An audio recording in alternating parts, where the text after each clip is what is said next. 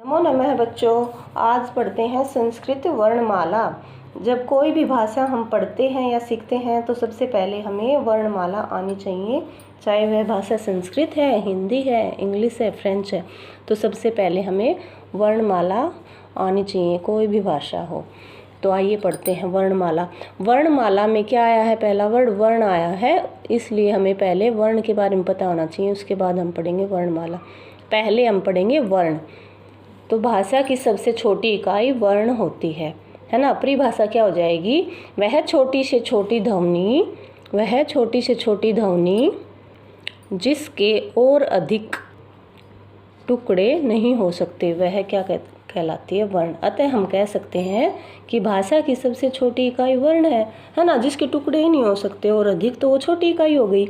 अतः वर्ण भाषा की सबसे छोटी इकाई है और यह वह ध्वनि है जिसके और अधिक टुकड़े हम नहीं कर सकते। फिर है वर्णमाला।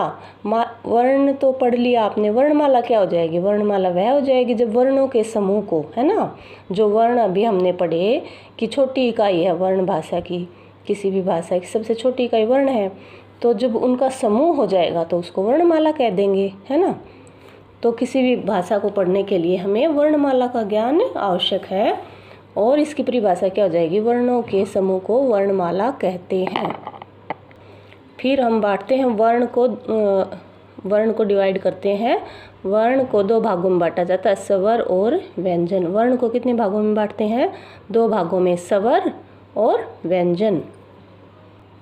स्वर की परिभाषा हो जाएगी जिन वर्णों के उच्चारण में किसी अन्य वर्ण की सहायता की आवश्यकता नहीं होती, वे स्वर कहलाते हैं।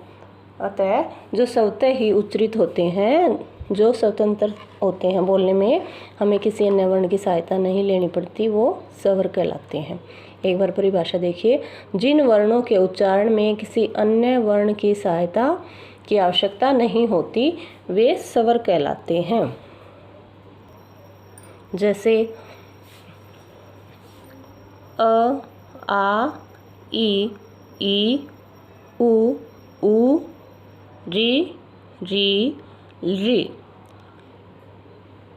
ए, ऐ, ओ, औ। ये सब क्या है? स्वर है ना। इनको जब हम बोल रहे हैं तो हमें किसी अन्य वर्ण की सहायता नहीं लेनी पड़ रही, इसीलिए ये स्वतः ही उच्चारित होने वाले होते हैं, इसलिए इनको स्वर कहा गया है। फिर हमने स्वर को बांटा तीन भागों में, हर्ष, दीर्घ और संयुक्त। हर्ष स्वर वो होते हैं जिनको बोलने में कम समय लगता है, जैसे ए, ई, उ, री, इनको बोलने में बहुत कम समय लगा। और दीर्घ वो होते हैं जिनको बोलने में हमें हर्ष स्वर से दुगना समय लगेगा। कैसे?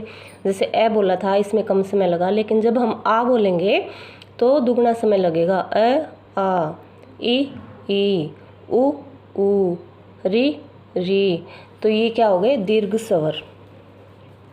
ये हर्ष है और ये दीर्घ है। हर्षों को बोलने में कम समय लग रहा है, इसमें हर्षों से दुगना समय लग रहा है। फिर है संयुक्त। ये स्वरों से मिलकर बने हैं, हर्षों और दीर्घ को मिलाकर संयुक्त स्वर बने हैं। तो कुल मिला के आप बताइएगा कितने स्वर हो गए।